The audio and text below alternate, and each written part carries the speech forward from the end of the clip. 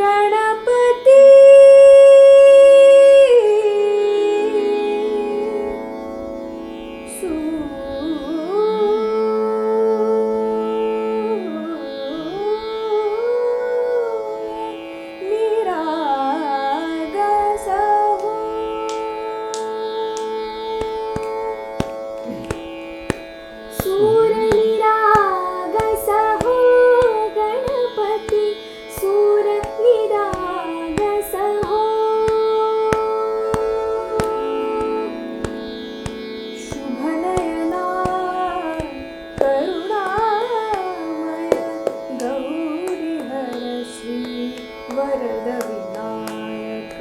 शुभनयना करुणामय गौरीहर श्री वरद विनायक ओंकार गणपती ओंकार गणपती अधिपती सुखपती छंदपती गंधपती लीन निरंतर हो लीन निरंतर हो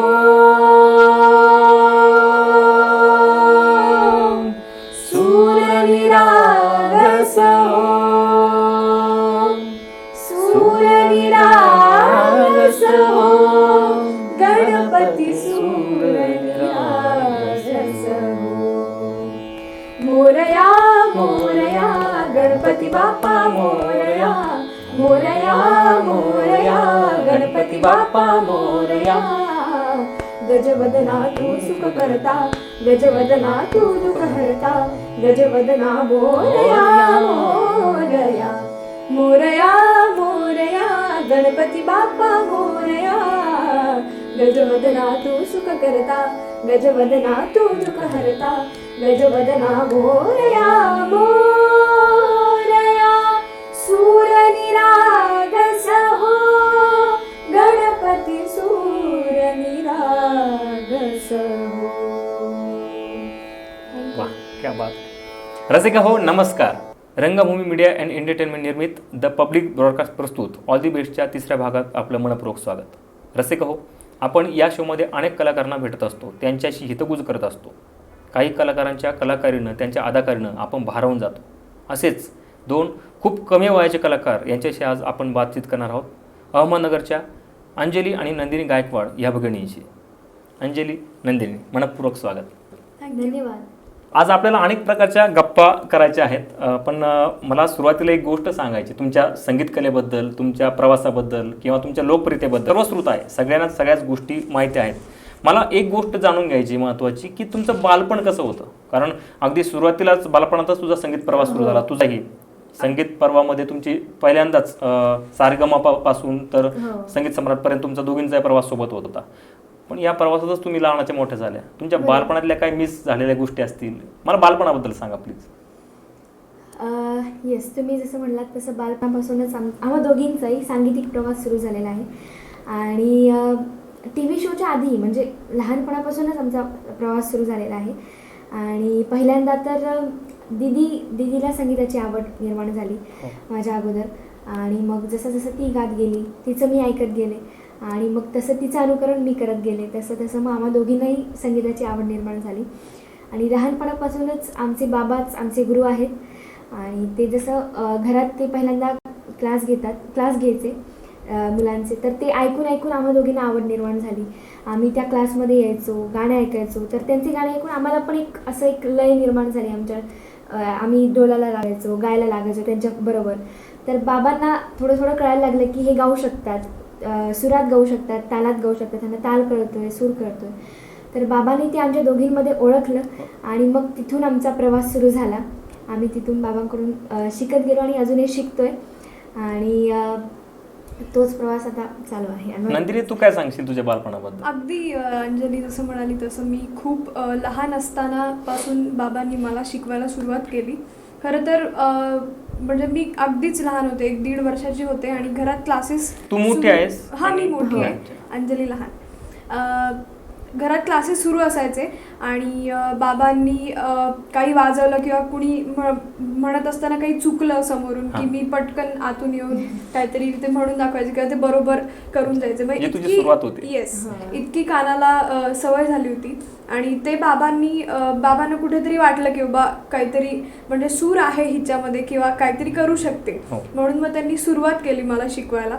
आणि हळूहळू मग जसं अंजली हळूहळू कसं मोठ्याचं लहान अनुकरण करतं जसं म्हटलं, म्हणजे आधी तुझी सुरुवात झाली, तुझ्यातले सांगीतिक किंवा गायकीचे गुण बाबांना दिसले आणि त्यांनी तुला पिकअप केलं. नंतर मग तुझं बघून अंजलीने सुरुवात. अच्छा, अरे वा. संगीत कलेसोबत तुला अनेक गोष्टींची आवड आहे, म्हणजे फोटोग्राफीची तुला आवड आहे. मी काही गोष्टी तुझे काही भाग बघितले तर मला असं जाणवलं की तू सेटवर म्हणजे फोटोग्राफी करायची.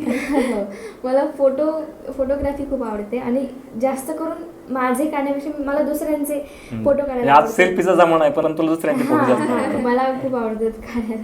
आणि ती क्रिएटिव्हिटी खूप करते त्याच्यामध्ये. मी ते अंगठी घेऊन त्याच्यातनं काढेल किंवा कुठला तरी एक व्ह्यू असतो छान, मग ती पण एक आवड आहे. मग सेटवर असो किंवा मग आमचा प्रोग्राम असो कुठेही किंवा काहीतरी चांगलाचं ठिकाण असो तर तिथे मला लगेच मग सेल्फी काढायचं वाटतं, फोटो काढायचं वाटतं. म्हणजे तुझ्या सगळ्या आठवणी तू स्वतः कैद करते असं म्हणता येईल. आणि शाळेबद्दल काय सांगशील, कारण तू जसा हा प्रवास सुरू केला तर तू पूर्णतः संगीत क्षेत्रामध्ये, तुम्ही दोघेही बिझी राहिलात फार काळ. तुमच्या शाळेकडे दुर्लक्ष झालं का जरा? की शाळेकडे दुर्लक्ष नाही झालं खरं तर, म्हणजे बाय गॉड्स ग्रेस, म्हणजे खरंच आमच्या दोघींचं खूप मोठं भाग्य आहे खरंच की शाळेने सुद्धा आम्हाला दोघींना तेवढाच सपोर्ट केला. कारण खूप लहानपणापासून मी जसं म्हणले तसं मी खूप लहानपणापासून गायला लागलो आणि तेवढ्याच लहानपणापासून मला आठवतं माझ्या वयाच्या 4-5व्या वर्षी मी पहिली स्पर्धा केली होती. आणि तिथून पुढे प्रवास सुरूच राहिला, नंतर तो थांबलाच नाही. मग छोटे छोटे कार्यक्रम असतील किंवा स्पर्धा असतील, आम्ही लहानपणी दोघींनी सुद्धा अजून सुद्धा रादर आम्ही स्पर्धा खूप करतो आणि लहानपणी मात्र खूप स्पर्धा केल्या.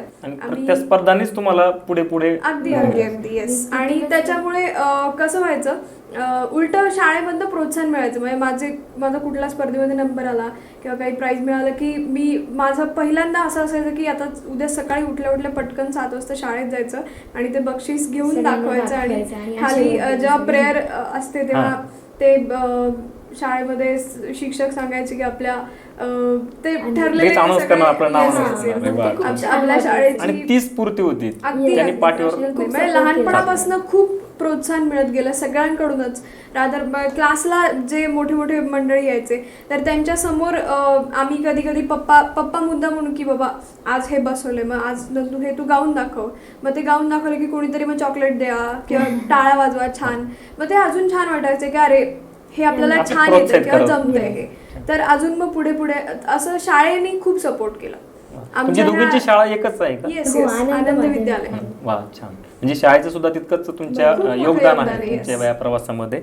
या सगळ्या गोष्टी झाल्या, पण आता तुम्ही दोघी मराठी मीडियमच्या स्टुडंट आहात किंवा तुम्ही मराठी गाण्यापासून सुरुवात झाली, गाण्यापासून असेल किंवा अगदी मुलाखती देण्यापर्यंत. मी अनेक मुलाखती तुझ्या बघितल्या, तू हिंदीमध्ये पण छान बोलतेस.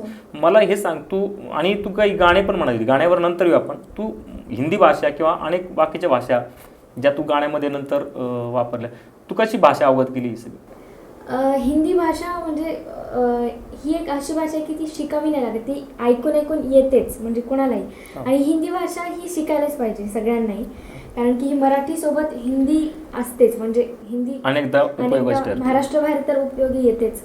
आणि मग लहानपणापासून आम्ही स्पर्धेत भाग घ्यायचो तर तिथे बरेच लोक हिंदी असायचे, तर त्यांचं बोलणं ऐकून किंवा मग टीव्हीवर आपण शोज बघतो जास्त तर आम्ही हिंदीच पाहतो. त्यामुळे मग ते ऐकून किंवा मग घरी दीदी बोलायची किंवा पप्पा म्हणायचे की हिंदी शिक किंवा हिंदी बोलायला शिक. तर ते मी मोबाईलवर थोडं ऐकायचे, काही व्हिडिओज असतील तर ते थोडं ऐकून मी हिंदी शिकले. आणि मग तेच हिंदी शिकून मग हिंदी गाणी मी गायला लागले. हिंदी सोबत तू तामिळ आणि तेलुगू भाषेमध्ये पण काही गाणी गायलीत, म्हणजे तर त्या भाषा कशा तुला अवगत झाल्या? हिंदी सोबत तमिळ आणि तेलुगू मी गायलेलं आहे. मर्द मराठा हे सॉन्ग आहे, तर हे एकच सॉन्ग मी 4 भाषेमध्ये गायलेलं आहे.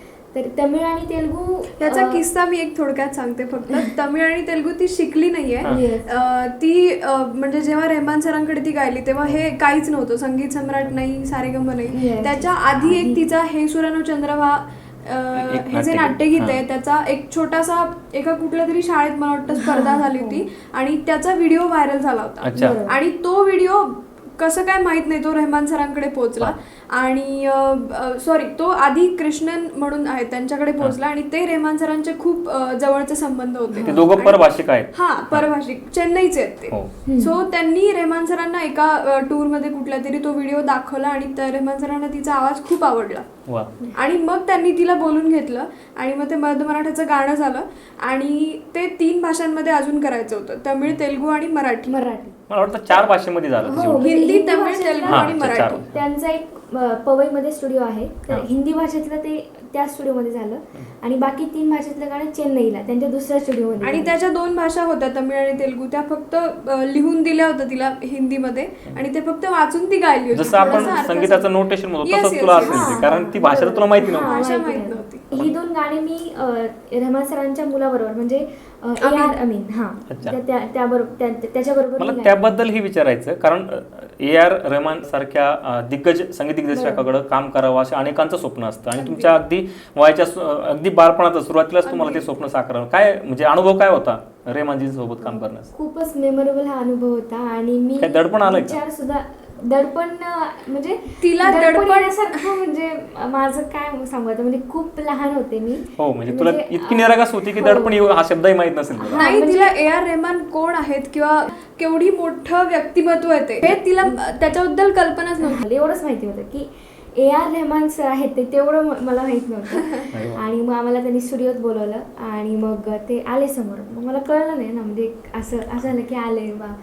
पण नंतर पप्पांनी सांगितलं की अगं हे रहमान सर आहे, त्यांनी तुला बोलवलं. तर तेव्हा मला कळालं आणि म्हणजे मला विश्वासच बसत नव्हता की म्हणजे त्यांच्याकडे मला गायचं आहे. तो एक संपूर्ण अनुभव होण्यासाठी खूप छान होता. वा, छान. आणि तुला जेव्हा समजलं की आपली छोटी दीदी रहमानजींसोबत आता गाणं म्हणते, त्या क्षणी तुला काय वाटलं? पहिले तर मला विश्वास बसला नव्हता, कारण पप्पांना जेव्हा फोन आला सरांच्या स्टुडिओमधून की असं असं अंजलीला त्यांनी बोलवलंय आणि गाणं रेकॉर्ड करायचंय. सो कुणालाच म्हणजे आईलाही नाही मलाही नाही असं खरं वाटलं नाही की काहीतरी होईल. होईल असं वाटलं होतं किंवा कधीतरी असा योग येईल, पण एवढा लवकर येईल किंवा एवढ्या तिच्या लहानपणातच तिला सरांबरोबर काम करायला मिळेल असं वाटलं नव्हतं. आणि तो दिवस आला, ते सकाळी निघाले तिकडे आणि मला आठवतं ती मला सांगत होती की दीदी असं आम्ही गेलो, तिथे बसलो, आम्ही जेवण केलं तिकडे त्यांच्या फ्लॅटवरती आणि नंतर जेवण झाल्यानंतर ते आले. खूप साधी पॅन्ट शर्ट बास एवढंच आणि खूप अगदी साधं व्यक्तिमत्व म्हणजे. आणि तुम्ही आता इंडियन आयडलच्या पण एका एपिसोडमध्ये ते गेस्ट म्हणून आले होते, तेव्हा पण आपण म्हणजे सगळ्यांनीच नोटीस केलं की ते केवढे काम होते किंवा काही एवढ्या समोर एवढे सुंदर सुंदर एवढे कंटेस्टंट गात आहेत तरी सुद्धा ते केवढे त्यांचे एक्सप्रेशन्स कसे होते किंवा ते कसे एक्सप्रेस होत होते हे आपण सगळ्यांनीच बघितलं. त्याच्यावरूनच आपल्याला कल्पना येते की व्हॉट इज एक्झॅक्टली.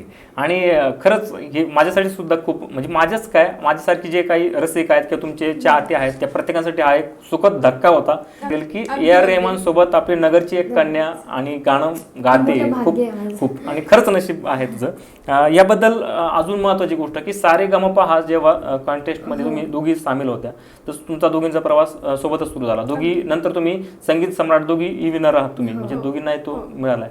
त्यानंतर सारेगमपाच्या शेवटच्या भागात नंतर तू इलिमिनेट झाली, नंतर तुला एकटीलाच तो प्रवास करा, तू विनर आहेस त्याच्यानंतर. त्या प्रवासाबद्दल मला काय सांगशील? सारेगमपाचा तो प्रवास कसा होता तुझा? खरं तर संगीत सम्राट नंतर सारेगमप हा प्रवास सुरू झाला आणि सारेगमप आम्ही ॲड पाहिली होती TV वर. तर त्या म्हणजे मी 11 वर्षाची होते त्यावेळेस. तर मला असं वाटलं होतं की आपण जाऊयात, TV मध्ये जाऊयात. तेव्हा असं होतं माझं की आपण TV मध्ये जाऊयात, सगळ्यांना मी दिसणार वगैरे वगैरे. तर मग आम्ही दोघींनी ऑडिशन दिली. माझ्यासोबत दिदी. तू किती होतीस तेव्हा पहिली ऑडिशन दिली तेव्हा? 5वी नाही 6वी. अच्छा, 7वीला. ओके, 7वीला होते तेव्हा. मग आम्ही दोघींनी ऑडिशन दिली, पण तेव्हा असं माहीत नव्हतं की आम्ही सिलेक्ट होऊ, एवढं मी पुढे जाईन आणि म्हणजे विनर तर ती पुढची गोष्ट. पण आम्हाला एवढं सुद्धा वाटलं होतं की आम्ही ऑडिशनमध्ये सिलेक्ट होऊ किंवा सिलेक्ट झालं तर आमचा प्रवास सुरू होईल दोघींचा एकत्र. कारण त्या दृष्टीने कधी आम्ही काय म्हणतात त्याला मेहनत केली नव्हती किंवा रियालिटी शो मध्ये जायचंय म्हणून कधी असं प्रॅक्टिस केली नव्हती.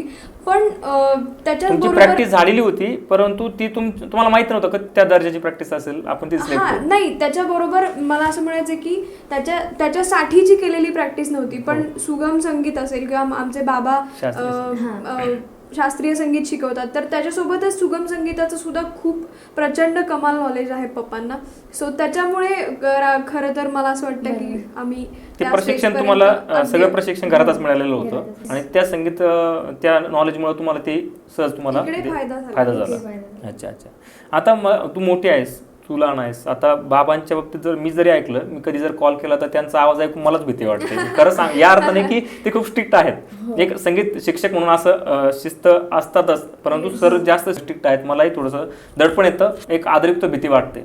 पण बाबा म्हणून तुम्ही त्यांच्याबद्दल काय सांगाल? त्यांच्यात 2 भूमिका आहेत, एक संगीत शिक्षक आणि एक बाबा. तर मग ते जेव्हा बाबाच्या भूमिकेत असतात तेव्हा आमच्या दोघींचेही खूप लाड करतात. आणि मग दोघींसोबत आम्ही म्हणजे मी त्यांची जास्त लाडकी आहे. मी असं म्हणेन की माझे ते खूप लाडके आहेत. अच्छा. हां, तर मग आम्ही दोघं मस्ती करतो जेव्हा ते बाबांच्या भूमिकेत असतात. मग काही ना काहीतरी बाहेर फिरायला जा किंवा काही ना काहीतरी करा. आणि जेव्हा ते गुरूंच्या भूमिकेत असतात तेव्हा मग खूप स्ट्रिक्ट असतात आणि ते असावंच, म्हणजे शिक्षक म्हणजे असावंच. आणि मग एक डिसिप्लिन त्यांचं आहे की दररोज सकाळी उठून रियाज करायचा, नंतर सगळं आपलं जे दिनक्रम आहे ते सुरू.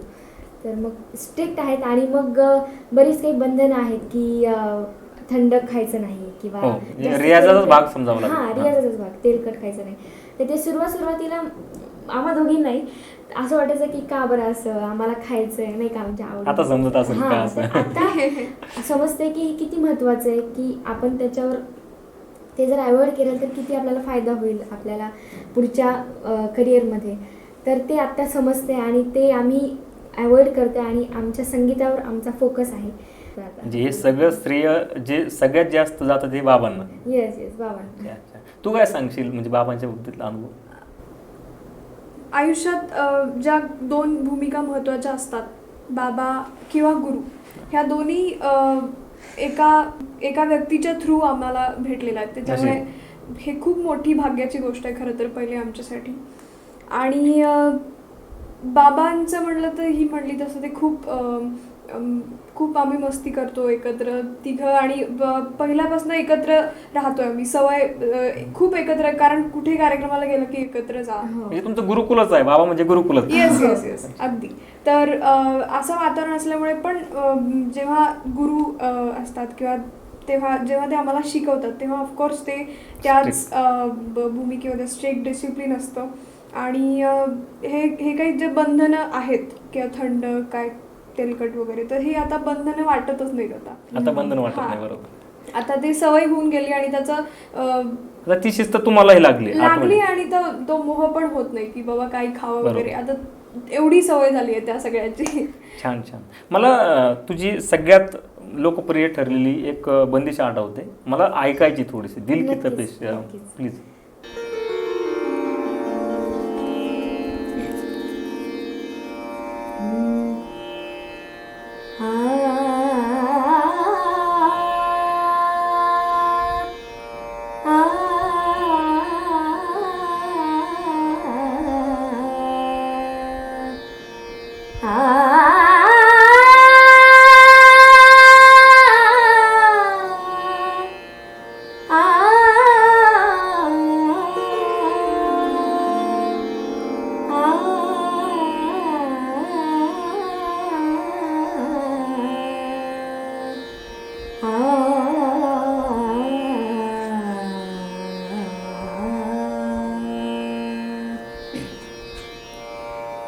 दिल की तपिश आज है आफताब आफताब बजे मोरे दिल की तपिश आज है आफताब आफताब दिल की तपिश आज है आफताब बिसरे सगळे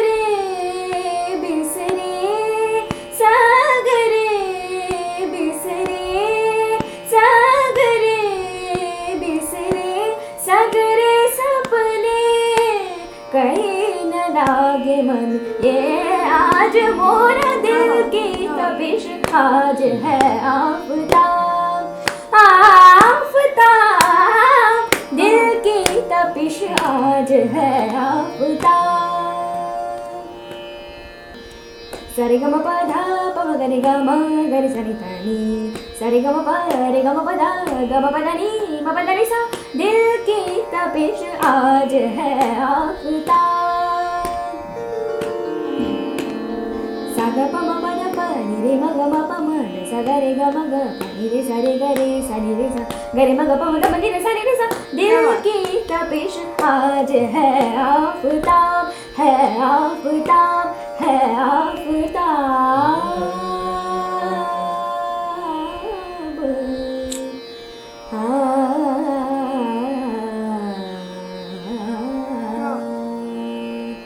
वा, ग्रेट. ताल आणि सूर घरातच असल्यानंतर काय मिळतं हे आता वेगळं सांगायलाच नको. मला असंच एक गाणं तुझं ऐकायचं आहे, कारण अंजलीचा तर मी फॅन आहेच, पण तुझाही आहे. कुठलं गाणं गाशील? माझं आवडतं गाणं आहे एक राधा एक मीरा. वा, क्या बात. चालेल.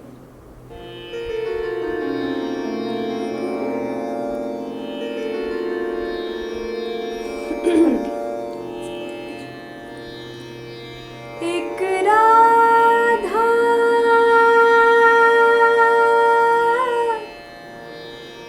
एक मीरा,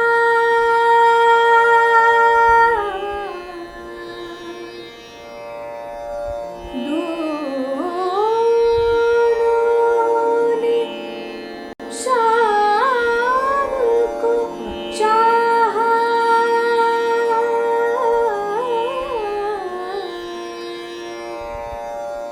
अंतर क्या दोनों की चाह में बोलो,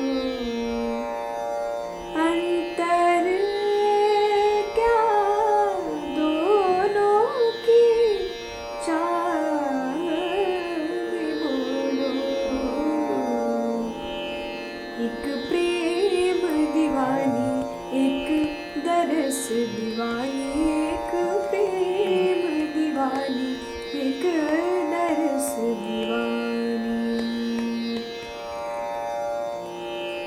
राधा ने मधुबन में ढूंढा, मीरा ने मन में पाया।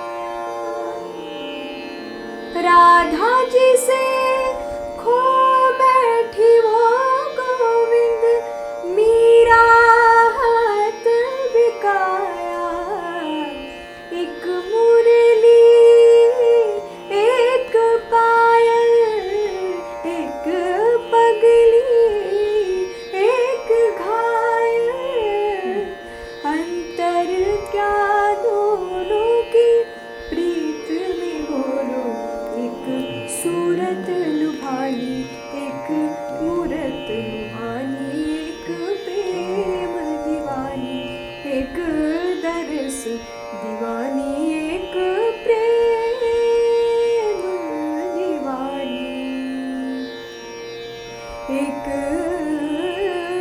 दरस दीवानी। वा, गुण ही सुरेल होत आहे.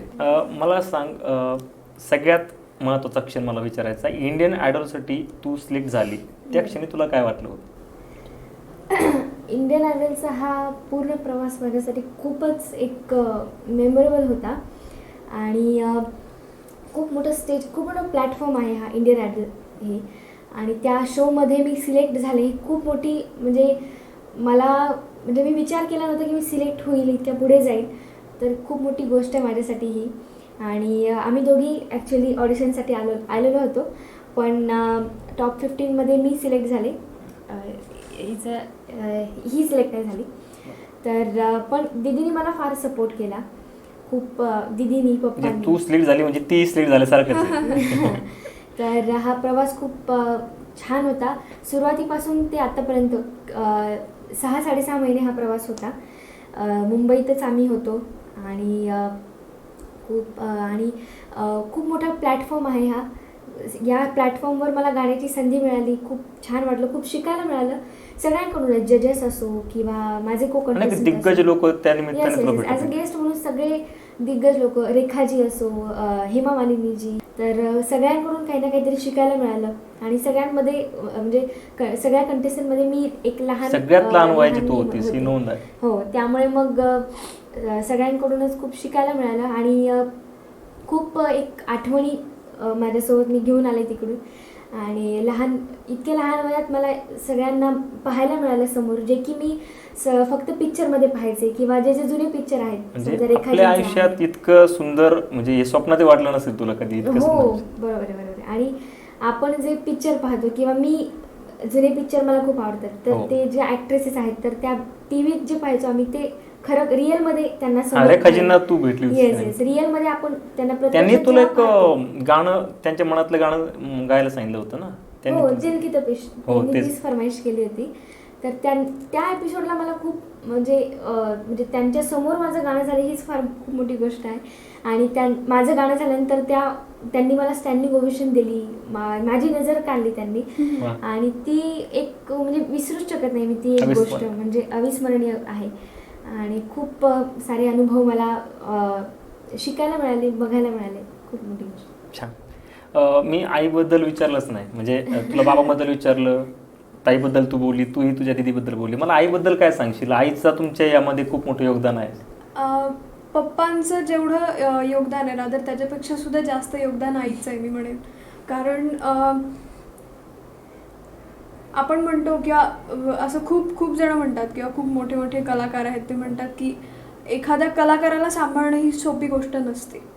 आणि घरात तीन कलाकार सांभाळायचे. तीन कलाकार आहेत आणि त्या सगळ्यांना ती खूप छान बॅलन्स करते. म्हणजे होते चिडचिड होते विशेष म्हणजे तुमचा तिघांचाही वेळ सगळा संगीत क्षेत्रामध्ये ह्याच्यात जातो. जातो. त्यामुळे आणि कसं असतं, आणि कलाकार म्हणतो ना आपण, कधी काही सुचू शकतं, विलक्षण वेगळाच काही पण सुचू शकतं. त्याच्यामुळे सहज जेवायला बसलं की कधी धून सुचते. काहीतरी डोक्यात येतं आणि मग ते जात नाही डोक्यातून, मग ते जेवण राहतं बाजूला वेगळीकडेच.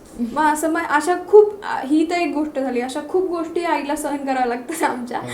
एकतर दोघी बहिणी, आणि त्यात बहिणी म्हणलं की भांडणं आलेच, दोघींना एकच वेळ, दोघींना एकच वेळ आहे. त्याच्यामुळे आई खूप सपोर्ट करते खरं तर.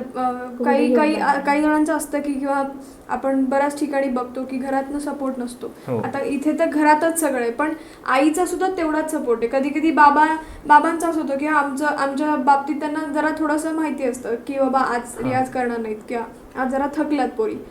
तर आईचं असं नसतं की बाकी काही असू दे, तू नंतर 2 तास झोप, पण आधी सकाळी उठून रियाज कर. हा अट्टास असतो.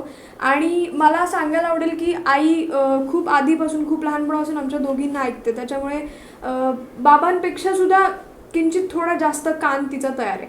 त्याच्यामुळे आमच्या दोघींच्या छोट्या छोट्या सुद्धा चुका तिला लगेच कळतात. म्हणजे तुम्ही तानसेन असाल तर त्या अगदी अगदी. सो ही एक खूप काय म्हणतात त्याला, मोठी गोष्ट आहे, मोठी मजबूत गोष्ट आहे की बाबा एवढा कान तिचा तयार आहे आणि तिला खूप खूप छान ऐकते ती. मला एक महत्वाचा प्रश्न विचारायचा अंजली तुला, की तू सगळं हे सारेगामा पासून संगीत सम्राट, नंतर इंडियन आयडॉलचा खूप प्रवास तू केला, रेमांजी सोबत गाणं केलं, या सगळ्या प्रवासानंतर इंडियन आयडॉलच्या अंतिम टप्प्यामध्ये तू तर सगळ्यात लहान वयाची म्हणून तुझी नोंद झाली.